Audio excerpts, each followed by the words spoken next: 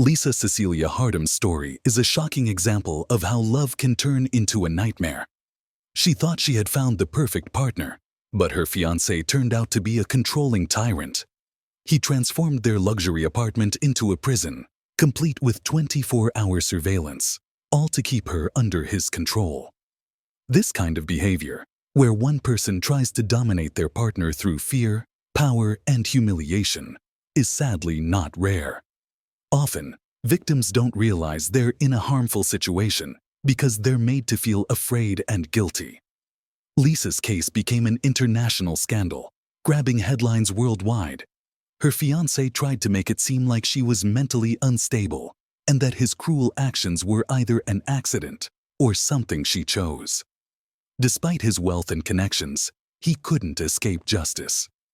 Lisa's story shows the terrifying consequences of being in a relationship with a controlling person. It's a powerful reminder of how someone can hide their true monstrous nature behind a mask of love and care. Lisa Cecilia Hardam was born in Canada on June 12, 1981, in the suburbs of Toronto, and was the second child in the family. Lisa was brought up together with her older brother Jason, with whom she has always been very close. They were raised independently by their single mom, Joanna. Brother and sister did not remember their father because he left the family when the children were very young and no longer took any part in their lives. Lisa Cecilia grew up as an active and purposeful girl. From an early age, she was involved in sports with her brother, went to martial arts classes, and liked to play soccer and volleyball. However, her main passion was ballet. She visited the dance studio daily, where she practiced at the bar for several hours. The girl was tall and slender, but professional ballet classes required the strictest diet, which had a detrimental effect on her growing body. During adolescence, Lisa developed anorexia due to eating disorders. For a long time, she kept silent about her problem, believing she could cope with it herself. When her weight approached critically low levels, her mother sounded the alarm and admitted her to a clinic, where Lisa spent several months to restore her health and gain weight. After graduating from school, Lisa continued dancing and decided to connect her life with the beauty industry. Alongside her university studies, she got a job as a perfumer in a store of a large cosmetics chain, and in her spare time, she studied makeup and hairdressing. In 2005, after celebrating her 24th birthday, Lisa decided to make drastic changes in her life and move to Australia for a warmer climate and to see the world. She took a one-year work visa and traveled to another continent, accompanied by her mother Joanna, who ensured Lisa settled well. Lisa settled in Sydney, rented a cozy apartment, and soon got a job at a local small cosmetology company.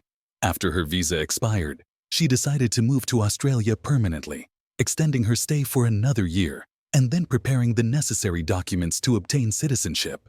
Regarding her personal life, things were not easy. Lisa always preferred to date older men, likely due to the absence of a father figure. In 2006, she was hired at Sydney Cosmetics and began a romantic relationship with a coworker almost twice her age. They decided to live together, and Lisa moved into her lover's apartment. After a few months, she introduced him to her family, who approved of her choice. They traveled extensively, visiting the Seychelles, Paris, and the famous carnival in Rio de Janeiro. The man proposed to Lisa, which she accepted gladly. However, about a year after the engagement, they broke up, with Lisa hinting that the significant age difference played a role. In 2010, Lisa graduated from Sydney College of Stylists and got a job as a hairdresser in a popular beauty salon, quickly earning the respect of colleagues and customers.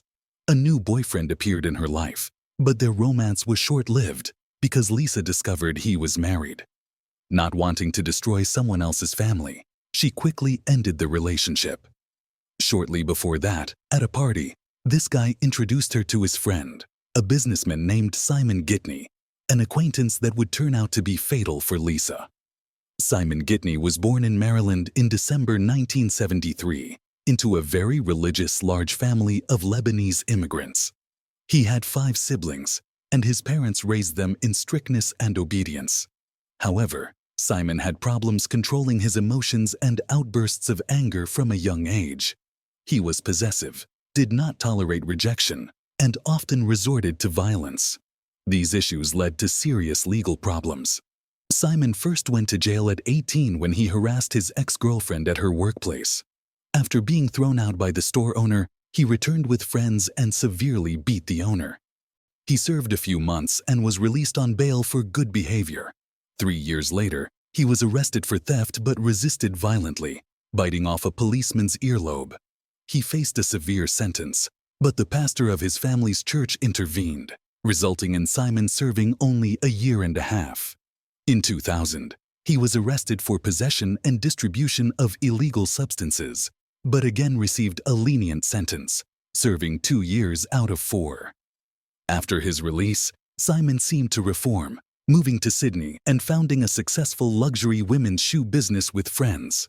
This business brought high income, allowing Simon to quickly become rich, acquiring luxury real estate, a premium car, and carefully hiding his criminal past from his roommates and lovers.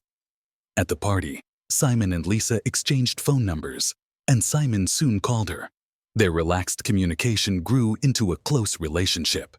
In January 2010, when Lisa expressed her dissatisfaction with her current living conditions and her desire to rent an apartment in another neighborhood, Simon offered his support. Itani kindly offered Lisa to live for free in one of the rooms of his luxurious apartment while she was looking for a suitable place to rent. Lisa accepted the offer, although her mother was somewhat alarmed by this turn of events. However, Lisa convinced Joanna that it was a temporary measure and that she and Simon were just friends. At the time, Lisa herself thought that the man who so carefully monitored his appearance and adored piercings preferred to build relationships with guys, but this opinion turned out to be wrong. For the first couple of months, Itani really kept his distance.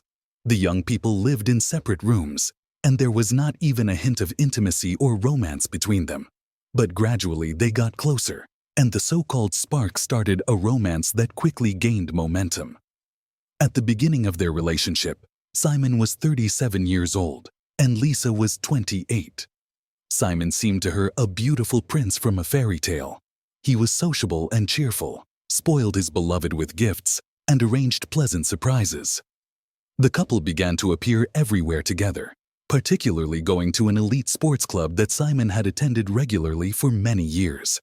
Lisa was sure that she had finally met her true love and would live a long, happy life with her chosen one. She raved about him to her mother, brother, and friends, having no idea that this fairy tale would soon end. Just 6 months after the beginning of the relationship, Simon's behavior began to change. It happened in stages, and in such a way that Lisa did not notice anything, thinking that her lover did everything for her own good. He gradually distanced Lisa from friends and family, erased all her personal boundaries, and tried to change her views, tastes, and behavior to suit his needs. In June 2010, shortly after Lisa celebrated her 29th birthday, Simon began to persistently persuade her to quit her job, claiming that she was not valued there and could find a better paid position. But Lisa loved working at the beauty salon, where she had many regular clients and was happy with her income, so she didn't understand why she should quit her job and refused to do so.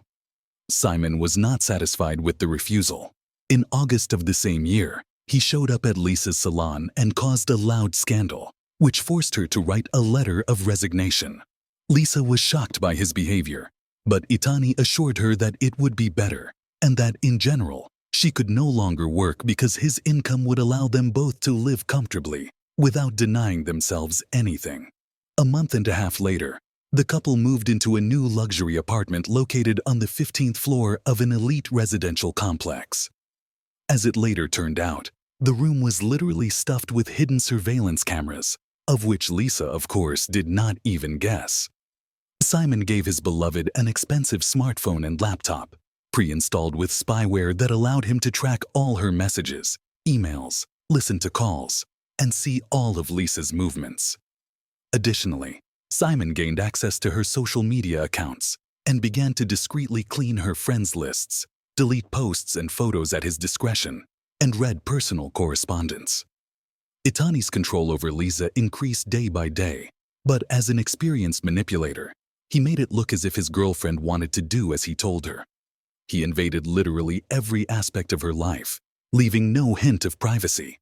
He forbade Lisa to use cosmetics, claiming that she wore too bright makeup, which made her look vulgar. He also bought her unsightly clothes in gray and black colors and threw away all her other outfits, arguing that they were too revealing and men would stare at her. Lisa only went out accompanied by her lover, and they visited only those places that he chose. Simon even forbade her to visit the gym, instead buying several expensive exercise machines so she could train at home. Lisa's social media friend lists dwindled by the day, and eventually, Itani convinced her to delete the accounts. She had no friends left in real life, and all her contacts and calls were closely monitored. Simon only allowed her to communicate with her mother and brother. In December 2010, Lisa decided to fly to Canada to celebrate Christmas with her family. Simon was going to fly with her, but at the last moment, his plans were disrupted because of urgent business matters. He didn't plan to let his girlfriend go alone, but she literally begged him because she hadn't seen her mom and brother for over a year. In the end, he agreed but set strict conditions and rules, which she had to strictly follow. Jason and Joanna were shocked at the changes that had happened to Lisa over the past year. She was nothing like the bright and cheerful beauty she had been before. She had literally become her own shadow. There was not a drop of makeup on her face. Her luxurious hair was pulled into a ponytail and hidden under a headdress, and her clothes were baggy, unattractive, and completely black. But it wasn't even the outward changes that were the most frightening. Lisa flinched every time the phone rang and instantly grabbed the receiver. It was one of Simon's conditions that she had to answer immediately at any time of day, no matter what she was doing. Lisa stayed at her mother's house all the time, refused to see her friends, and hardly ever went out. Joanna was alarmed and frightened by her daughter's behavior and decided to have a heart-to-heart talk with her. Then Lisa burst into tears and admitted that Simon always knew where she was, with whom she communicated, and what she talked about on the phone. Lisa also revealed that Simon didn't allow her to work, see her friends, go to the gym, or have any hobbies. In fact, she had no friends left at all. Her mother was shocked and began to persuade her daughter to stay in Canada because, in Australia, she had nothing to keep her. But Lisa said that she loved Simon and did not want to break off the relationship with him. Lisa was sure that this was just a transitional period in their relationship because they had been together for less than a year, and soon he would calm down and loosen his grip. She also added that her lover cared about her and wished her only good. Despite pleas from her family to stay and their attempts to convince Lisa that the relationship was unhealthy, she decided to move back to Australia to stay with Itani. Lisa reassured her mother, saying that there was nothing to worry about and that Simon loved her and would not hurt her. After Lisa returned, the situation only got worse. Simon forbade her to leave the apartment, and if they went out together, she had to look only at her feet so as not to meet the eye of other men. Moreover, Simon began to call Lisa by her second name, Cecilia, because it seemed more decent to him. In the spring of 2011, Lisa began to complain of pain in her leg. It was an old injury received in her youth during ballet classes, but instead of taking her to the hospital, Itani hired a female physical therapist who came to their home 3 times a week to give her massages. She soon became Lisa's only friend and confidant, to whom Lisa spoke candidly about the difficult situation she found herself in. On June 12th, for Lisa's 30th birthday, Simon decided to throw a party at the most expensive restaurant in Sydney. But among the guests were only Simon's relatives and people from his inner circle. On her own birthday, her boyfriend did not allow her to invite anyone. At the end of the evening, Lisa was left feeling isolated and controlled, with her once bright and joyful life now overshadowed by Simon's oppressive presence.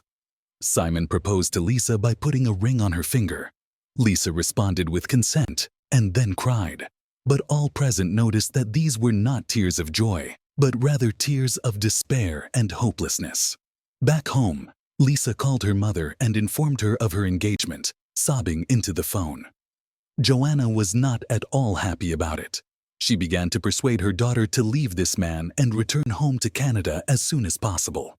In response, Lisa only asked her mother never to start such conversations on the phone, as she realized that her fiancé was listening to the calls, although she did not know for sure.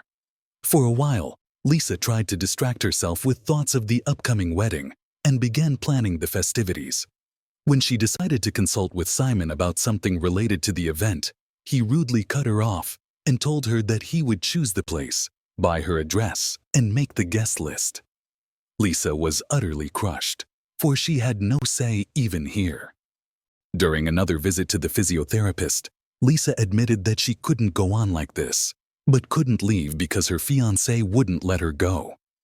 Together, they developed a plan in which Lisa gave her belongings to the masseuse for safekeeping during each visit, ensuring Simon did not notice anything.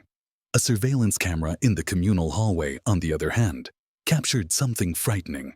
The short clip shows Lisa running out of the apartment and calling for help, but her fiancé grabs her from behind, covers her mouth, and drags her back in.